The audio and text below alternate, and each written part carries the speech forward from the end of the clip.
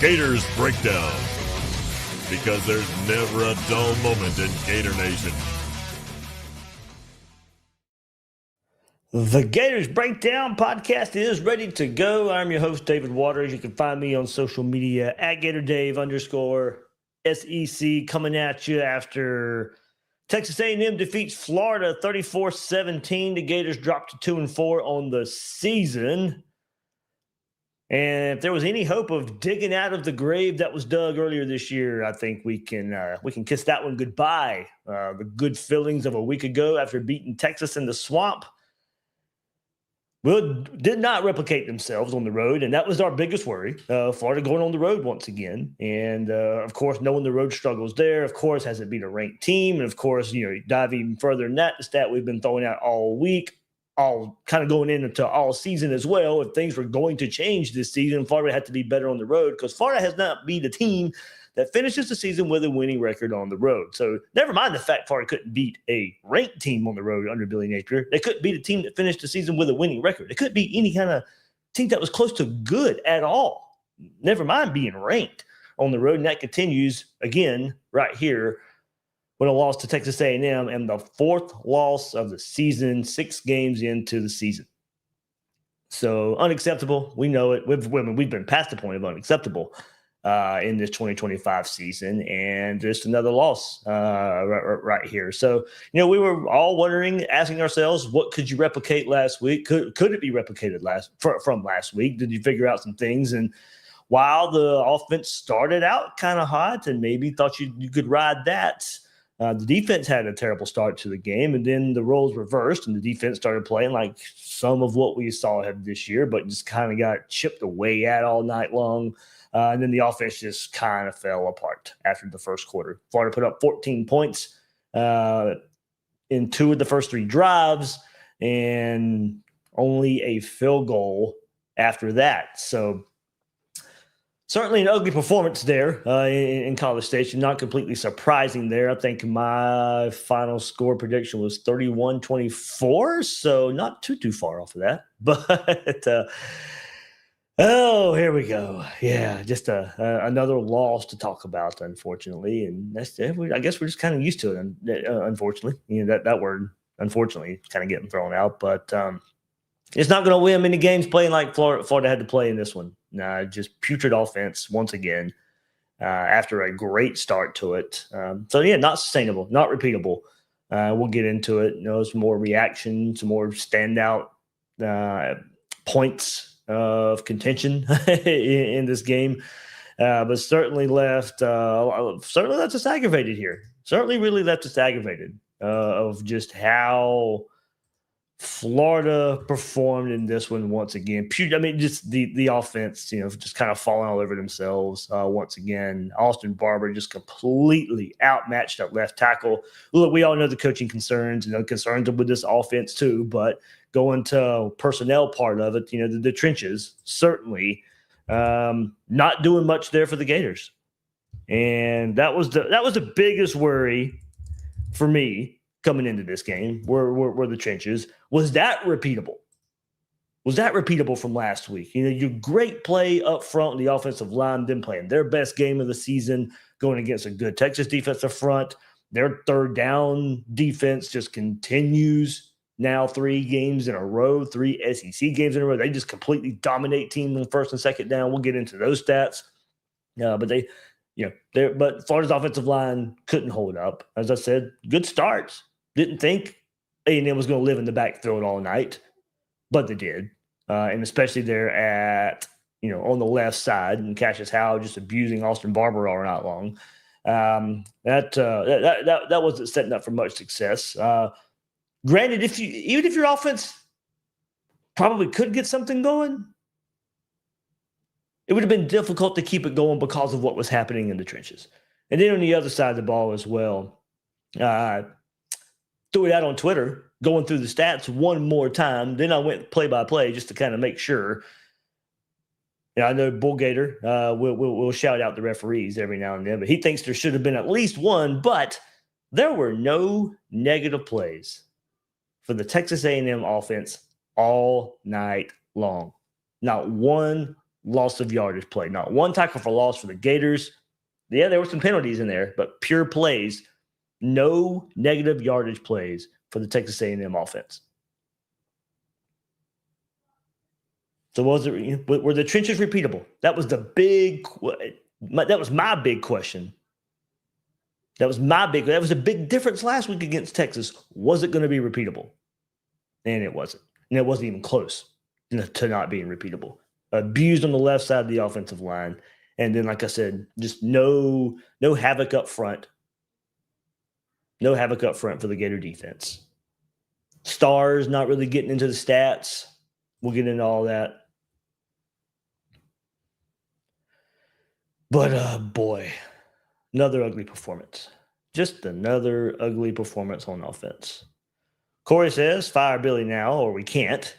I don't think he's getting fired after this one. I don't. I know people will be waiting on Sunday. I don't see it happening. I think they'll give him the Mississippi State game next week, lose that. I'm pretty for sure it's happening. So if you think he wins that, then maybe it's just the next loss that comes. I mean, any goal you have for this Gator team is now out the window. There's no miraculous turnaround. There's no, even if you win out right now that you're making the college football playoff, you're definitely not winning the SEC. I mean, every goal you might have had for this team is out the window halfway through the season. You've played 6 games, and there's nothing left to play for. Year 4, by the way. In a year 4, we had all these expectations.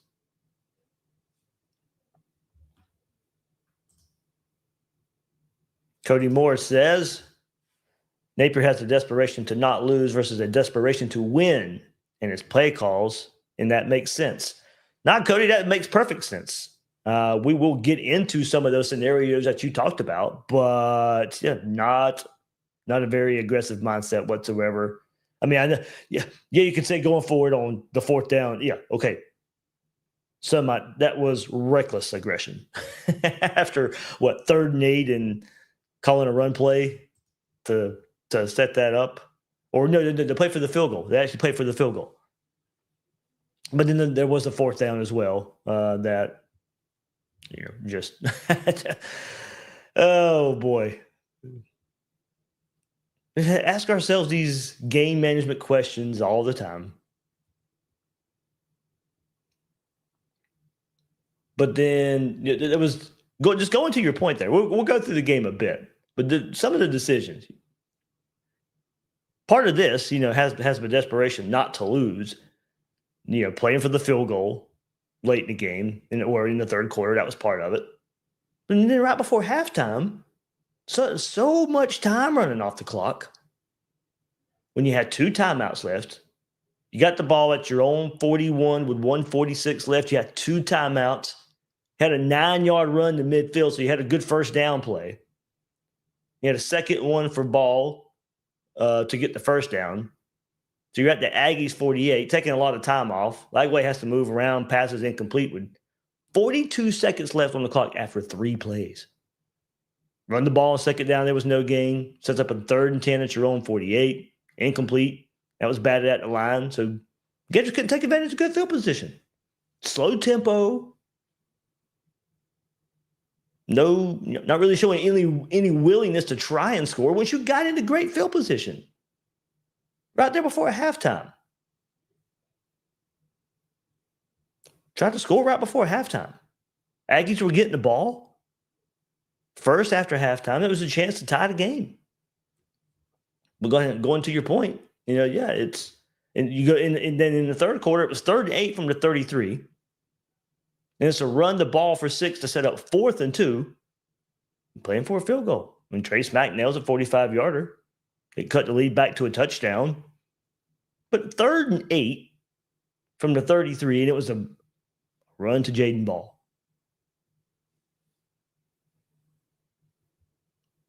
I mean, there was too many chances like that. Game management is once again just dooming the Gators. Not taking advantage of what you have. And some of the conversation going on in Gators Breakdown Plus Discord after this one. And it's not a new thought for this offense, but just this was another way of this was a perfect game in showing some of the problems with the offense. And I got some stats here that I'll go through with this offense that, shows some more of the issues. But an offense that's predicated on running the ball and play action, and you don't have the offensive line to run it. You got the skill players to run a different style of offense. But if your offensive line cannot hold up consistently, we've seen it this year. And you're asking your guys to go run block, can't run block, won't stay with the run. A quarterback that's not a dual threat right now whatsoever. But there's no adjustments to the offense. It's all right, we're going to be this, or at times try to be this run offense and then build play action off of it. But it doesn't work when you won't run the ball or can't run the ball.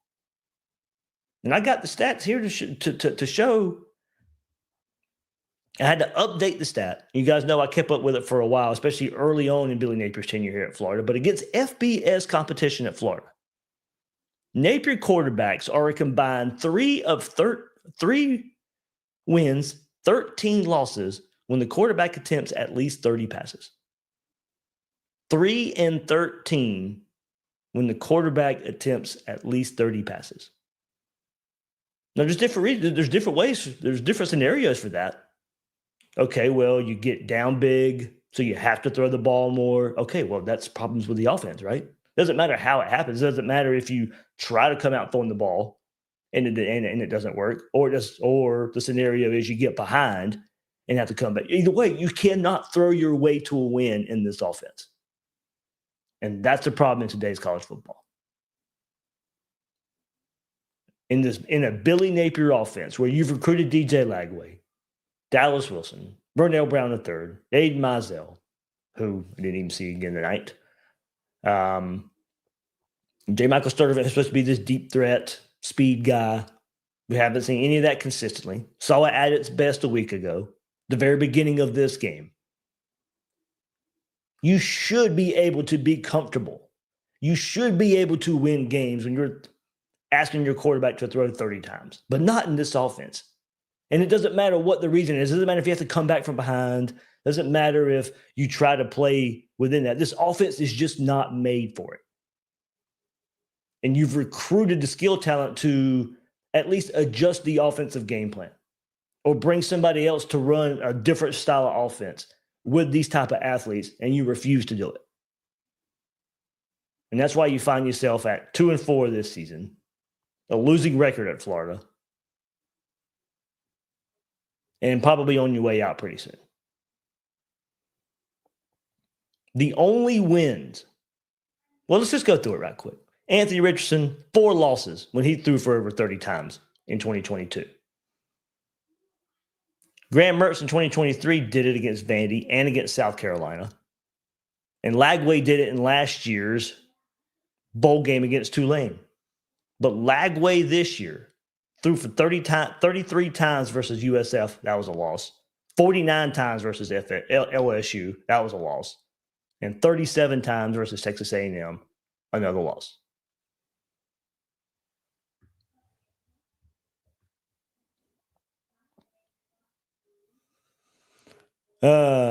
Swamp King 11 brings up a good point based off of a Billy Napier quote out there after the game. Billy went from spot the ball to, well, we played some of the best teams. DJ's getting better. Shaking my head. Yeah, the spot the ball went away pretty quick, didn't it?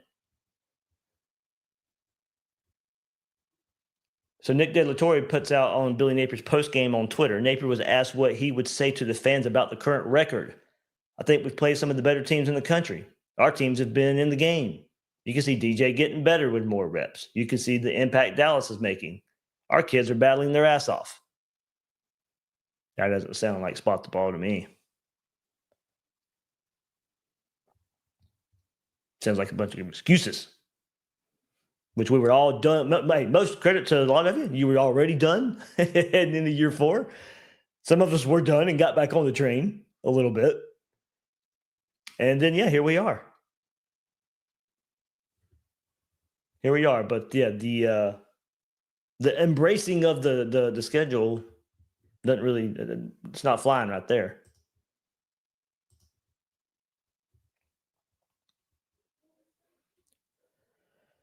Let's see. Read and reaction when they will coming in here. Just leave the position open. A computer would make better second and third down calls.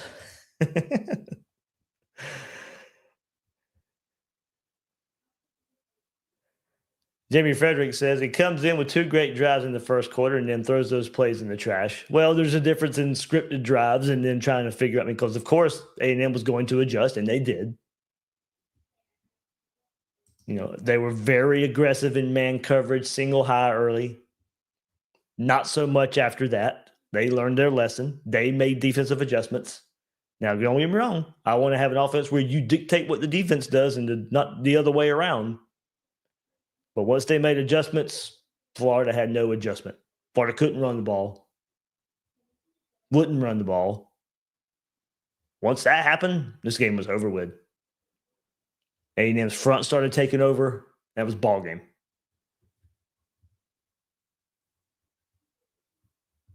That was ball game.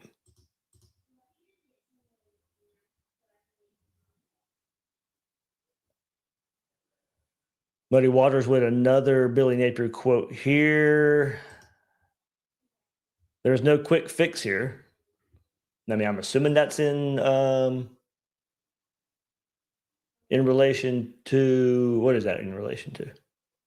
Anyway, I saw that quote somewhere else too. The best thing to do here is win. We saw that last week. In general, we have to stay the course here. We're close. We're done with being close. You're 2-4. We're done with being close. We were close at the end of last year, and that was the buy-in. We were close, and then you turned it into wins. That was supposed to turn into more wins this year, and it's not going to.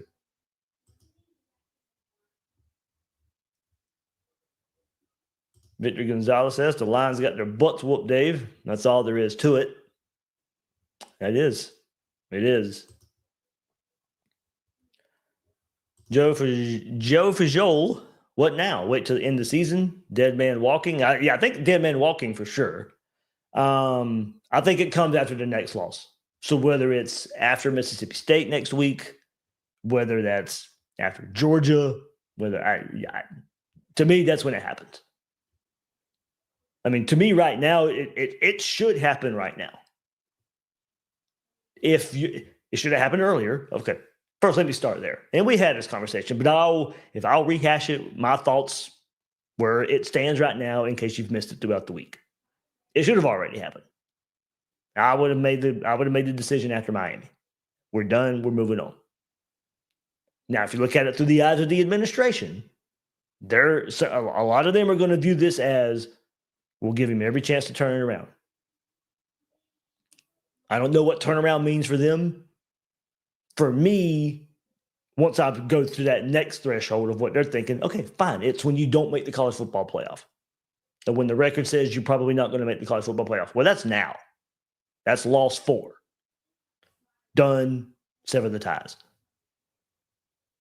So that, to me, that's what I would do. If the administration was waiting on that, okay, we're gone. We're done. Now, I don't know what you're waiting on. There's no goals. The only goal was let's finish the season on a high note. Okay, but that doesn't amount to anything right now. We're 4 years into a tenure that has amounted to absolutely nothing. Absolutely nothing. And let me see if I can go back and find one of the best ways to put it. Rick Long, I remember the name very well, on the Gators Breakdown Plus Discord. And I'm going to read what he put out there. And I put it on Twitter yesterday, and it's a great way to explain it. He says, this isn't a groundbreaking thought. It has surely been said one way or another. But in what year of Billy's tenure does it become, what have you done to deserve to keep your job instead of just potential? And the answer to that question is nothing. Billy Napier has done nothing 4 years into his tenure. So when you ask the question, what have you done to deserve to keep your job? What is your answer?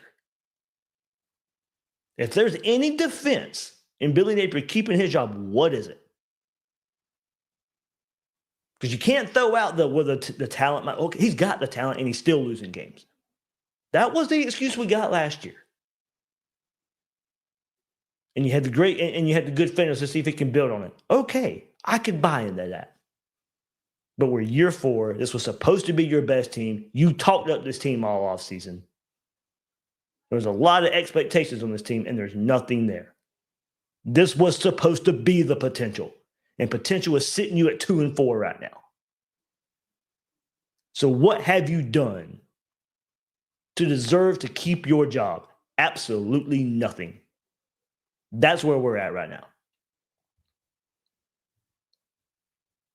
Rick goes on to say, when does it become about his win and loss record overall and not just what they project he will go on to do? I can't think of many places that would be happy making little to no progress on the field and keeping a coach employed this long. The reports that he needs to pull a miracle to keep his job should be true. A few good wins every year and bad overall record shouldn't keep you employed. Rick, that was really, I'll shout you out. That was really, really good on the Gators Breakdown Plus Discord, and it was a really good conversation piece. And I'm bringing it together. But yeah, here we are. I mean, there's what can you project that would be good right now under Billy Napier? There's nothing. There's nothing concrete you can point to. Once again, it's just based on hope. It's based on potential.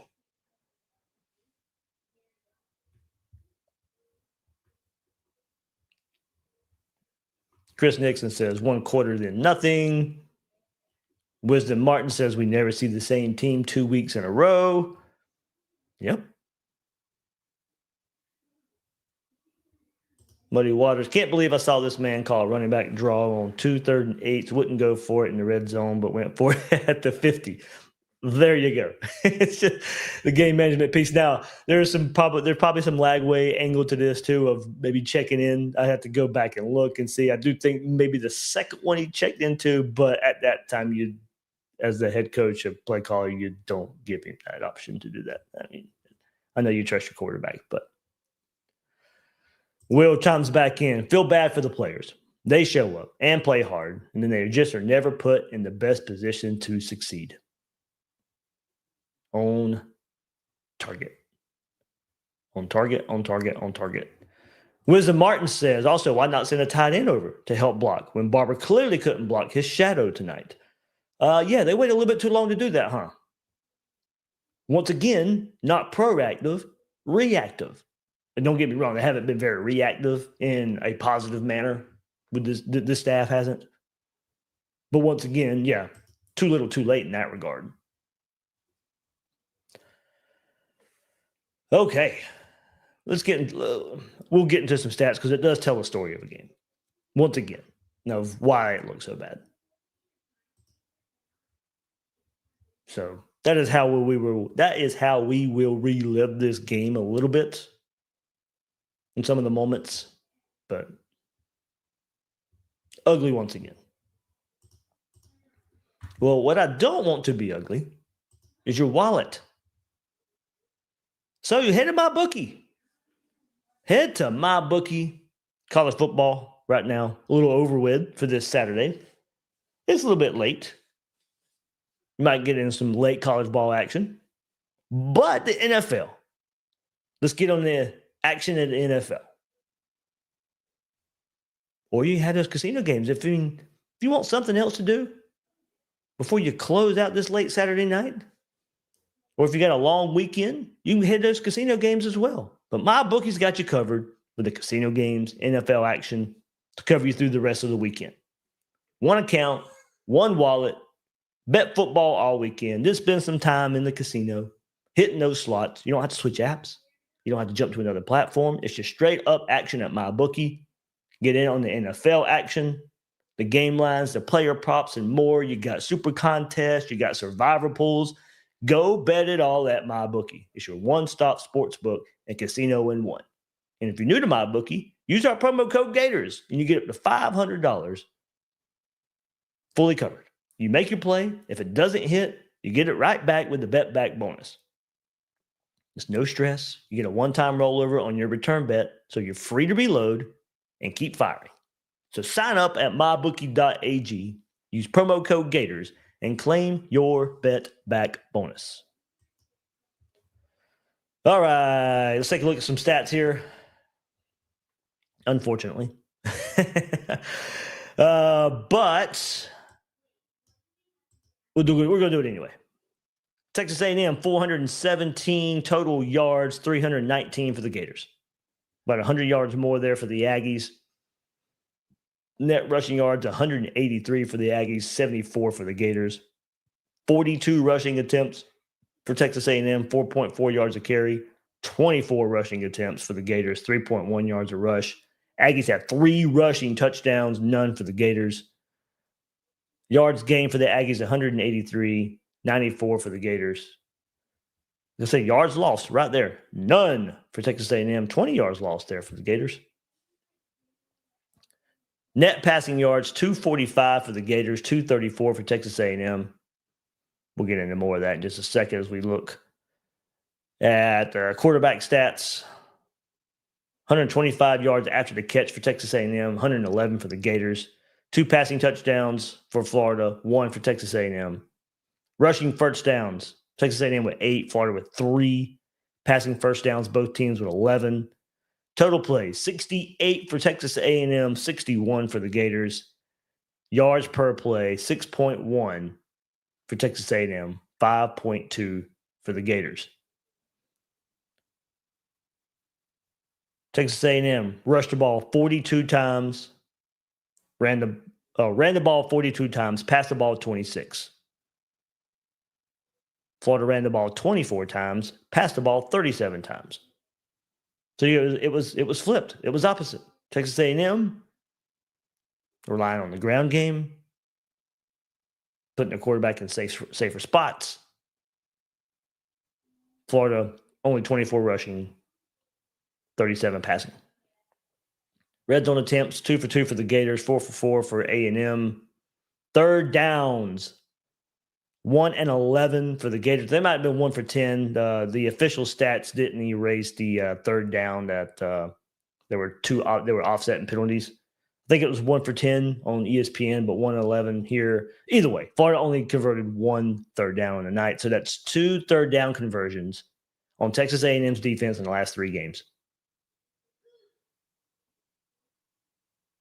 Their defense controlled first and second down. Florida was 6 penalties for 54 yards. A&M 3 for 30. Points off turnovers, 6 for Texas A&M, none for the Gators.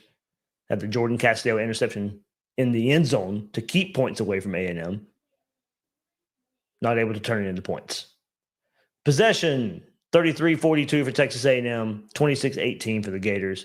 And if you go to defensive comparison here, you had 71 tackles for the Gators, 51 for Texas A&M. Tackle for lost yards, 25 tackle for lost yards for A&M on 6 tackles for loss. No tackles for loss for the Gators. Quarterback hurries. Now, this stats, this is the official stats, by the way. They'll revise these, but yeah, only 5 quarterback hurries for Texas A&M. Nah, it felt like more than that. Anyway, 3 sacks. So, 8 plays there of getting to the quarterback. 19 sack yards for A&M. Florida didn't have a sack. So no tackles for loss, no sacks, just no creating havoc up front for the Gators defense. A&M with 2 fumble recoveries, Florida with the 1 interception. All right, so if we go right here for Florida, DJ Lagway, 21 of 37, 245 yards, 2 touchdowns. Those were early, no interceptions.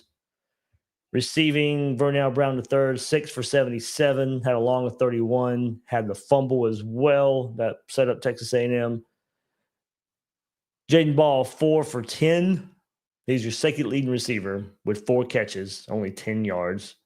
Trey Wilson, 3 for 45, along with 25 over the middle. Dallas Wilson, 3 for 20, and a nice fade catch for the touchdown.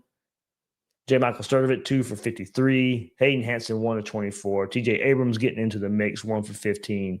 Amir Jackson with a 1-yard touchdown on 1 catch. He had 1 touchdown. So Amir Jackson, Dallas Wilson brought in you 2 touchdowns. And then Florida rushing, Jaden Ball, 18 attempts for 65 yards, only 3.6 yards a carry. And Katie Daniels, 3 for 28. So along a 16. So not much doing there in the run game. Lagway's attempts there because of the sacks, 3 for minus 19. So if you look at Florida's defense, I'm going down to the bottom first because it kind of plays into why there was not a lot of havoc for Florida against Texas A&M. You have Tyreek Sapp, 1 total tackle in this game. Brian Taylor, who had a wonderful game last week against Texas, 1 total tackle. George Gums, 2 total tackles. So Sapp and Gums, 2 of the guys who are supposed to be creating most of your havoc up front for the defensive line. A combined 3 tackles on the game. Aaron Childs leads the way with 9 tackles. Brendan Bett there with 7, 3 of them being solo. Sharif Denson, up and down day for him. 6 total tackles. Jaden Woods, 6. Bryce Thornton with 6. Cameron James with 6. Miles Graham with 5. A little slow start there for the game for Miles Graham. Started showing up later on in the game. Jaden Robinson with 5 as well. Probably the first time Miles Graham has not been up near the top in tackles there for the Gators. Devin Moore with 4. Jamari Lyons with 4. Jordan Castell with 3. Kind of going back to how this game started. You have both offenses just flying down the field. Just flying down the field. Yeah, Florida, like I said, took advantage of one-on-one situations, one high aggressive coverage there for Texas A&M. Really hurt the Aggies down the field. And explosives killed the Gators defense as well. And then the run game just started chunking away at the Gators, but Gators defensive line couldn't get in the backfield. No push up the middle whatsoever. And that just kind of continued all game. Just kind of getting chunked on the ground. Jordan Castell, Bryce Thornton just beat off the ball very first play of the game. And then go back to the preview. And I said, look, Marcel Reed, very inconsistent down the field, but they're going to try. And they're gonna try until they get some. Well, they hit the first one. And then you saw the Marcel Reed we were talking about all week. He's going to hit some balls down the field, but a lot of inaccuracy. And he missed some balls too. But first passing play of the game, first play for Texas A&M, and they scored in 2 plays. Bryce Thornton, Jordan Castell just toast, burnt. Big play for the Aggies, first play of the game. They score on the very next play with a Marcel Reed run.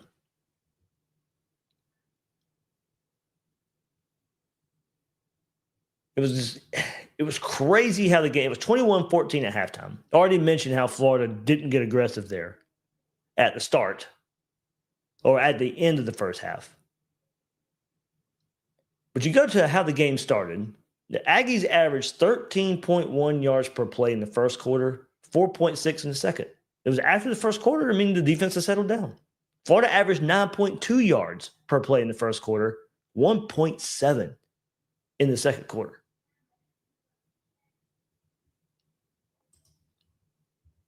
Let's go to third down there for the Gators. Kind of the explainer here for you. Let me see. Let me go to another way of doing that. There. Third down attempts. Let's say 1 of 11. I think it might have been 1 for 10. But Florida averaged 9.5 yards to go on third down. That won the game for A&M. Once again, their defense standing up, standing tall. When you look at these teams, everything Texas A&M is kind of known for right now is kind of what we thought we might get from the Florida offense this year. A very, very experienced offensive line. A defense that could create havoc up front, put teams in third down, and take advantage. Hitting explosives down the field. In a lot of ways, kind of what you expected from Florida this year, but probably with even more consistency down the field. But Texas A&M's experienced offensive line doing their job. Florida's experienced offensive line not doing their job. That's probably the worst game Austin Barber's played of his career. But the playmakers you know about on Texas A&M's defense, Cassius Howe, who we just spotlighted throughout the week, their stars showing up on the defensive side. Tyreek Sapp, nowhere to be found. George Gums, nowhere to be found. The trenches is where the difference was, besides on the sideline. I know a lot of people were going to throw that out. But the trenches, if you want to look personnel-wise, that was the biggest gap of this game. 1 of 10, 1 of 11 for the Gators on third down. And if you want to look how the game played out, first quarter only summary, just kind of went through that. Florida had 157 total yards in the first quarter, had 33 total yards in the second quarter, had 68 total yards in the third quarter, 61 total yards in the fourth quarter. 157 in the first quarter. And didn't break, and the highest after that was 68 in the third quarter.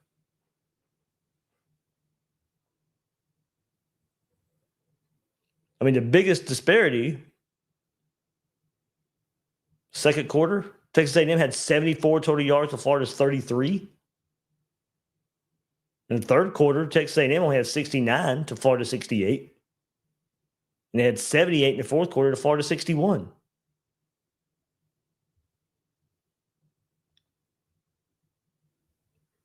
And then for DJ Lagway,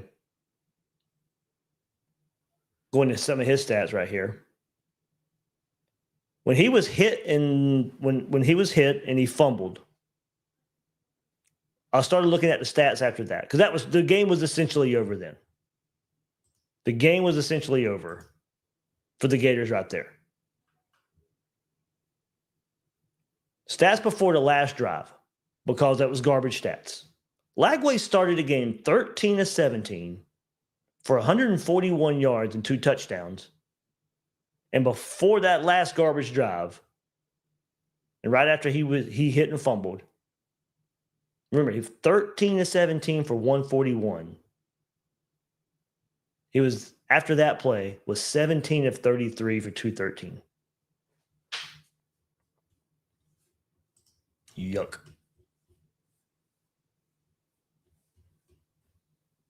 That was no good.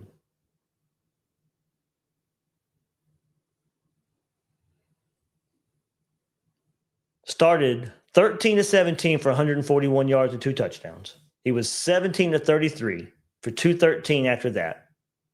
So after the 13 to 17 start, he was 4 of 16 for 72 yards. Thanks to Kevin Winter for doing the math for me there. But yeah. One more time. Started 13 to 17 for 141. After that, 4 of 16 for 72 yards. Not counting the garbage time last drive.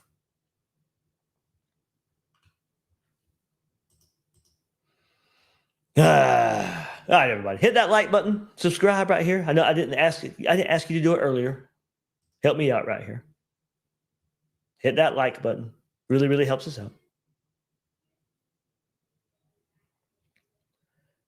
Getting to some comments here. Back to the comment section.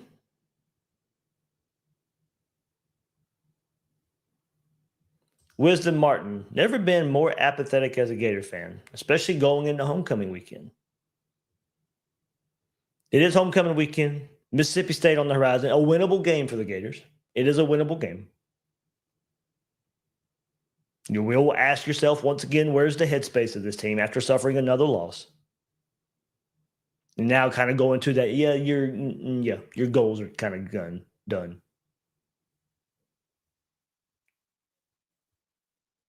Don't want to hear about, how's the team going to respond with back against. So we've already had that conversation a couple of times this year. It doesn't matter. We joke about it. It's like, they come out the bye week and they figure something out. Yeah, they figure something out. But don't give me the whole back against the wall mentality when that should have been there after USF, after LSU, after Miami. I guess that's when it finally showed up. I get the apathetic. I do. We spend a whole lot of time getting ready for football season. You're all listening to Gators Breakdown because you love Gator football. And then we get this. This is what we have to talk about. This is what we have to watch. And the losses are just piling up, piling up, piling up. I get the apathetic side of it because you feel like when it gets to a point like this and the conversation becomes, when's the head coach getting fired? I get the fan base feeling apathetic because you feel like you're the only one that cares. And then eventually you ask yourself the question of when's the move going to be made, or when's it going to look better, or when are changes going to be, or when the change is going to happen. Like if there were some changes that happened along the way, first of all, I think you'd be in a better spot.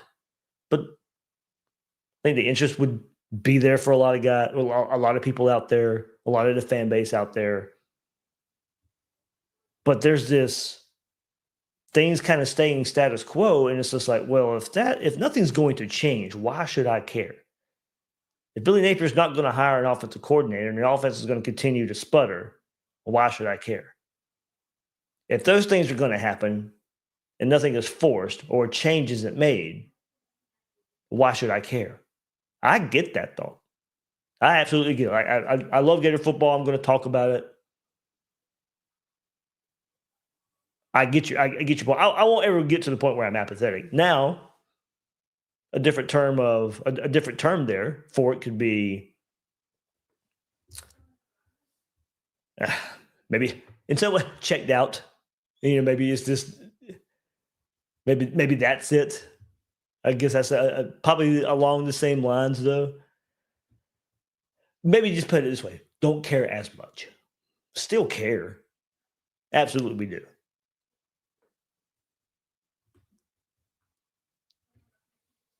And I guess there's levels of apathy there. You still care enough to watch, but you don't care enough to get worked up about it. Junior says, thanks for going live, Dave. Still go Gators, brother. Absolutely. Go Gators, Junior. We'll get there one day. There'll be a change. I think it'll be soon. And we will talk. We'll shift focus and we'll go with that journey. But yeah, I mean, okay, like I said, you're in here listening to a podcast, watching a podcast after a fourth loss of a season, in a season that was supposed to do some big things. Obviously, you care.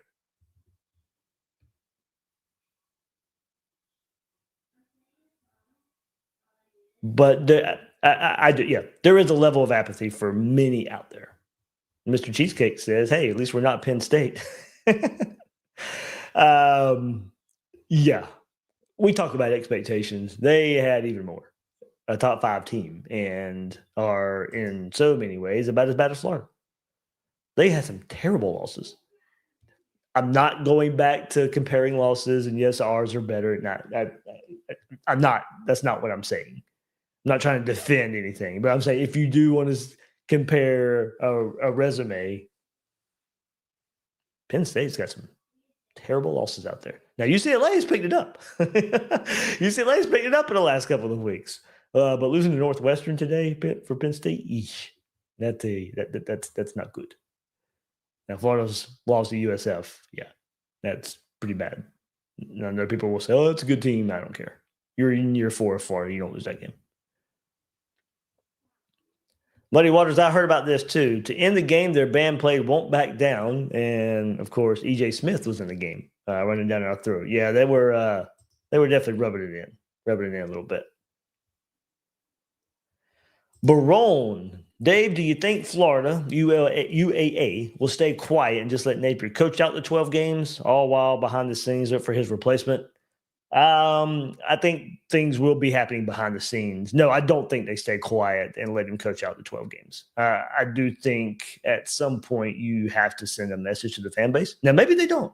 Maybe they don't care in that vein. Maybe I'm giving them too much credit in that regard. I could see a scenario because of how much they like Billy Napier and respect Billy Napier. And look, the players do love Billy Napier too. It's not translating. It's just not translating to wins. I can see the scenario where they give him the option to coach out the year. Ron's a situation. They give him a scenario to let him coach out the rest of the year. Would he take it? I don't know. But I don't think they'll stay quiet. I think, like I said, I'll go back to it one more time. I don't think they'll make a move tomorrow while they should. I do think they wait for one more loss.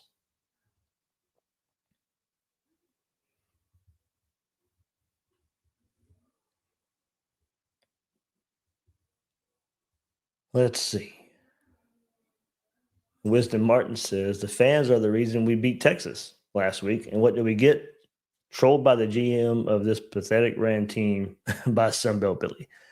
Yeah, I know a lot of people are going to be making that joke this week. Craig Kurtzman, Gators Breakdown Plus member, says Mississippi State, do your job in Billy. That was, while it was in Starkville, I just brought up Ron Zook, and that was the situation there. Ron Zook takes his team to Starkville, gets beat by Sylvester Croom for his first SEC win, I believe. And Ron Zook is fired right thereafter. Game before Georgia, too, by the way. I believe. I think. Let's see. ABK. Why is mediocre within Florida Gators football program okay? We as Gator fans are ready to eradicate this mediocre virus that has consumed our football program. ABK, and to your point, I'm going to go to a tweet. My good friend Neil Blackman. Happy birthday, Neil Blackman, by the way. Okay, it's after midnight, so his birthday was yesterday, on Saturday. But happy birthday, Neil Blackman. I put it out there on Twitter. But going to your point, ABK, Will put it best, or Neil put it best. 21-23 at a program that now has excellent facilities, thriving NIL, and the most fertile recruiting base in the sport. Florida administration was patient. Florida fan base was awesome. Huge sellout streak, big investments, and buy-in. Not sure what else there is to evaluate. Well put, Neil. Neil Blackman with the tweet of the evening so far. But yeah, that's it. We don't need to see anything else. There's no more hope. There's no more potential. At least I would say for a good majority of the fan base. An overwhelming majority. I saw many tweets directed at me saying, okay, I was bought in. Some even said they held on this long, and this was the final straw. Every week is people jumping off the ship. There is no hope for this. None. And I completely agree. What it may look like that they are accepting mediocrity. That's why I think you do have to make a move in season to send the message that you're not. Now, maybe they don't care what the fan base thinks. Maybe the UAA, Scott Strickland, Board of Trustees members who are all going to be making this decision of when to fire and who to hire, maybe they don't care. Maybe they don't. But I think you send a lightning rod through the fan base, and you are sending a message, hey, we do hear you. We do care. This is not acceptable. Because the longer you let this go on, that is the message you are sending, that this is acceptable.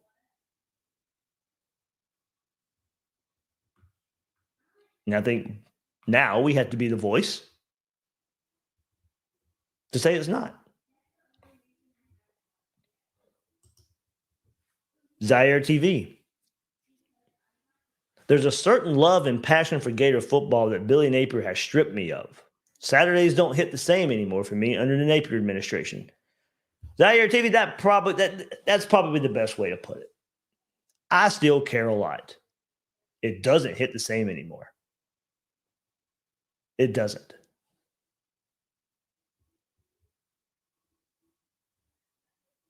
Winning is fun.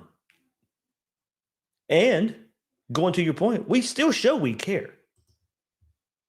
Is it habit that we go and fill the swamp for every home game? For a lot of us, it's like I said, we look forward to the August, September, October, November of every year. We make our way to Gainesville and we have our tailgates that we set up and we see friends that we don't, sometimes we don't see the rest of the year. These are people we spend 4 months, some weekends out of 4 months with a year, but that's it.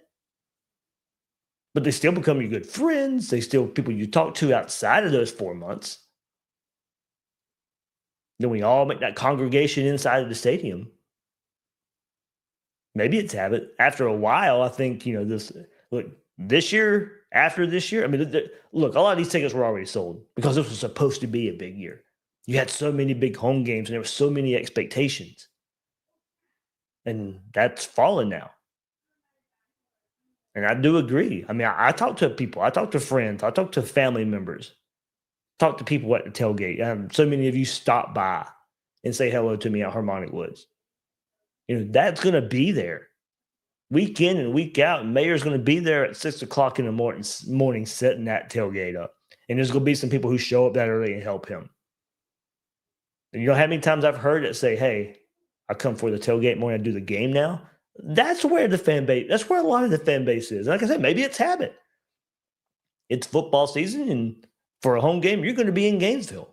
And for an away game, you might travel or you're going to be in front of your TV. After a while, years like this, losses that pile up, yeah, I think it can chip away. That's why you can't let it linger. That's why you have to send a message. We do hear you. We do care. This is going to change.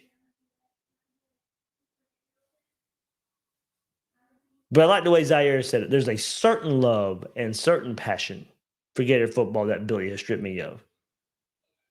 You're right. It's certain love and passion. Not all of it. You don't wipe away the love and passion, but there is a certain aspect to it that is gone. They don't hit the same anymore. Yeah. After a while, when you feel like you're not playing for much, it's going to get stripped away.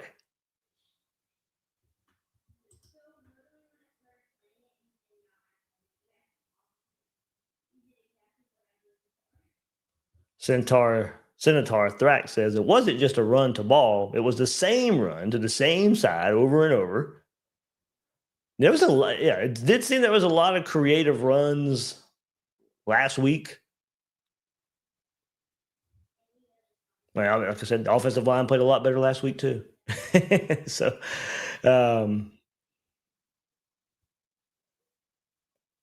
Troy Davis says, "What's up, Dave?" As we said in the Discord, Trench has lost this game.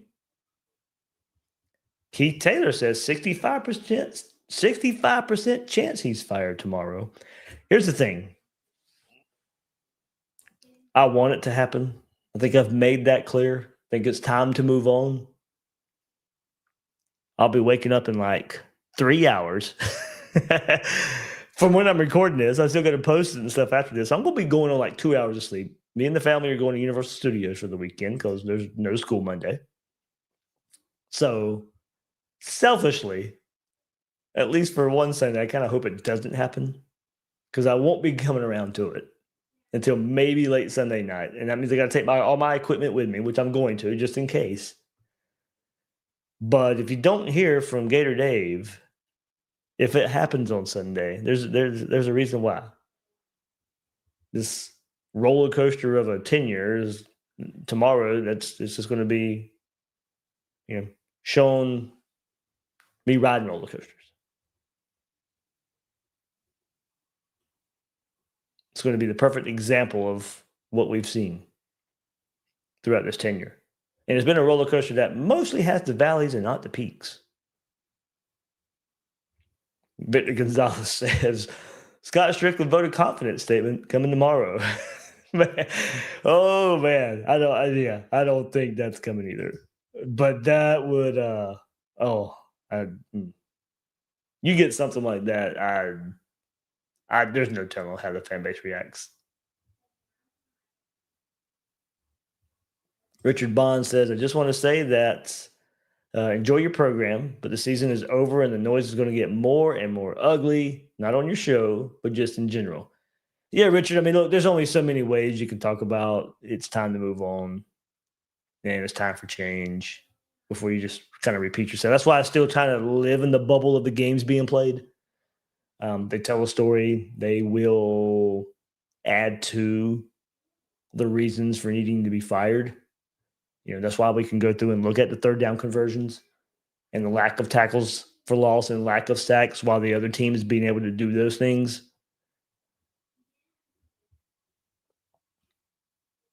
Just keep piling on.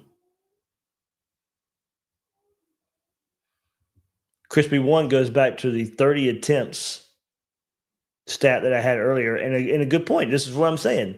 In this offense, it just doesn't work.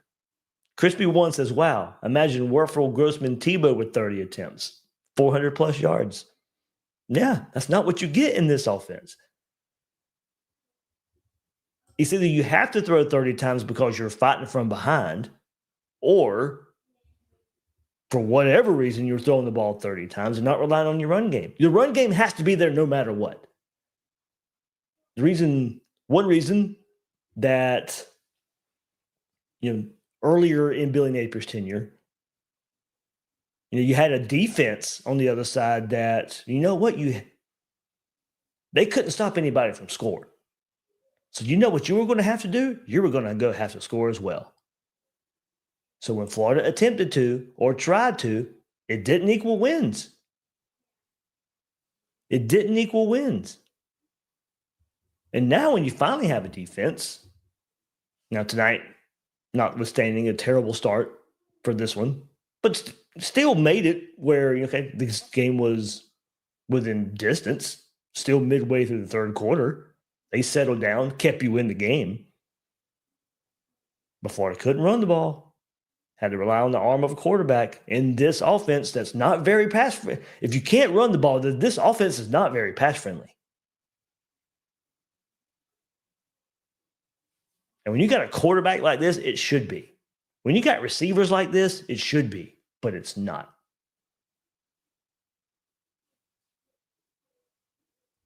If the pass has to be the majority, likely you're not winning a game. This offense is so predicated on the run and so predicated on play action. It's a disservice to the players that you've brought in. And an offensive line that,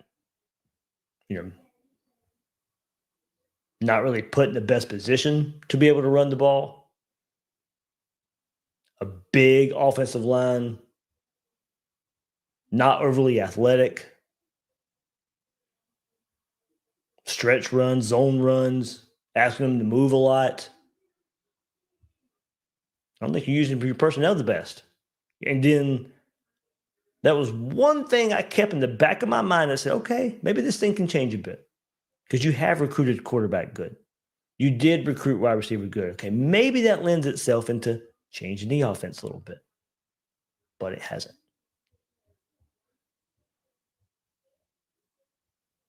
Wisdom Martin says Hugh Hathcock retweeted a Hire Kiffin post just now. Did Hugh? I know he's not on Twitter much anymore. So I'm just wondering if it would be a fake tweet.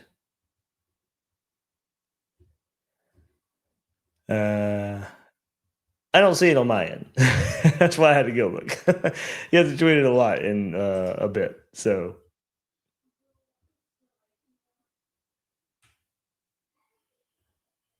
maybe one back from September 30th. I do see that one though. Okay. It says hire Kiffin. And on September 30th, retweeted by or replied to by Hugh Hathcock, agree, go Gators. Okay.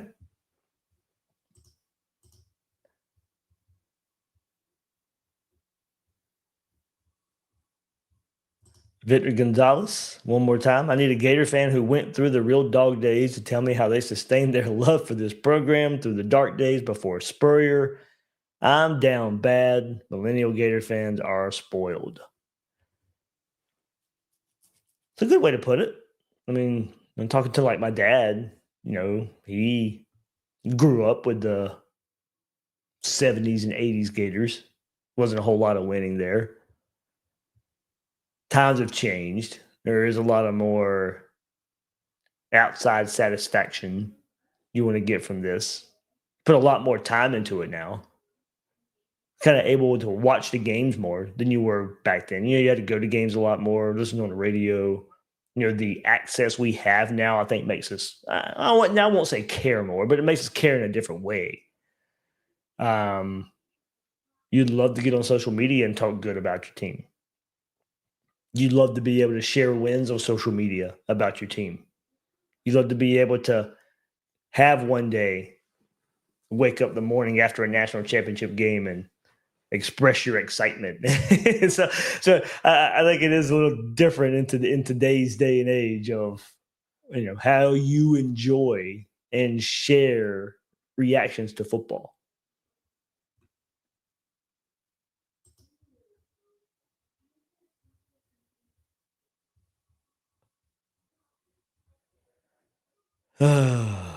Let's see.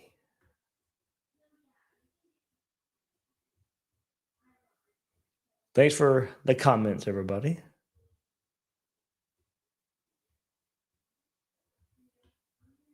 The man, the myth, the legend. Great show as usual. Chris Nixon says broke down for sure. That is something that comes of the name Gators Breakdown. When Florida is not doing well, which has been a lot recently, get the play on the name. Gators broke down. Gators broken down. Get it a lot. Get it a lot.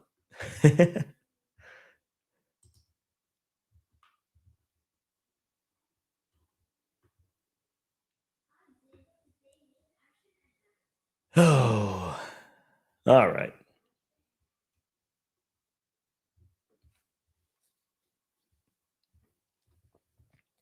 Thanks for all the comments, everybody. Gonna try and get maybe a couple of hours of sleep. Gonna try and get early park admission. No, not try. We'll get down there in time for that. If you're at Universal Sunday, look out for me. Come say hello.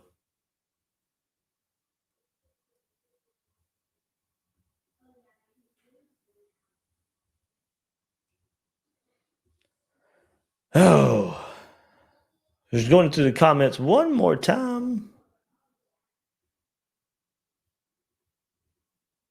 We're not through them one more time. Andy Heyman, good buddy of mine. He did text me earlier. Did say pretty much what he's put to me on here on the chat. Andy says, as a season ticket holder, not showing up the rest of the year to show Strickland. I mean, empty seats are about the only way. Unfortunately, they've already got your money. So, yep. But I get the thought of not giving them any more money through concessions and all that stuff. I'm not showing up. Dwayne Ziller. I always said that this team would never show their true potential under Billy Napier. And that's the thing. I do think when I put out, the trenches were, the main reason, and the quarterback stat that I threw out there of not winning a game when throwing, not winning many games when throwing at least 30 times. There was a lot of slack against DJ Lagway. And look, I can't blame you if you do. maybe I'm still hanging on a little too much there. I still think there's more there. Kind of going to the word, potential that has gotten us in trouble. And kind of go back to one of the earlier comments, prolonged Billy Napier. But I still think we can use that word and it not mean anything towards Billy Napier now. I still think there's some potential in DJ Lagway. I'm not ready to close the book on him. I don't think we've talked about it before, not to rehash it, but probably to bring it up in this conversation again. I thought he'd be able to overcome the offense. I knew the offense's limitations. And maybe he could if all the injury stuff and all the time missed didn't happen. Sure, maybe. I still think there's something there. I still think somebody can unlock it.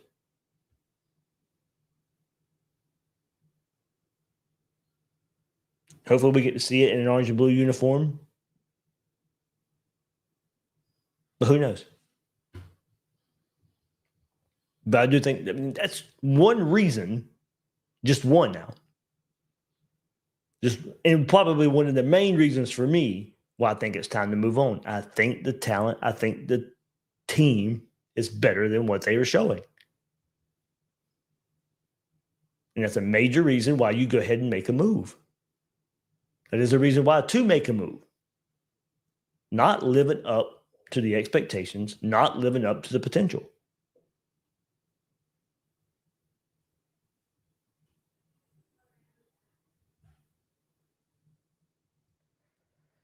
All right, everybody. Thank you much. Keep the, if you're watching the replay or whatever, keep the comments going. I'll try to get to them afterwards as well sometimes. But after stuff like this, they come flying in. So really hard to keep up. We could go for hours with just the comments.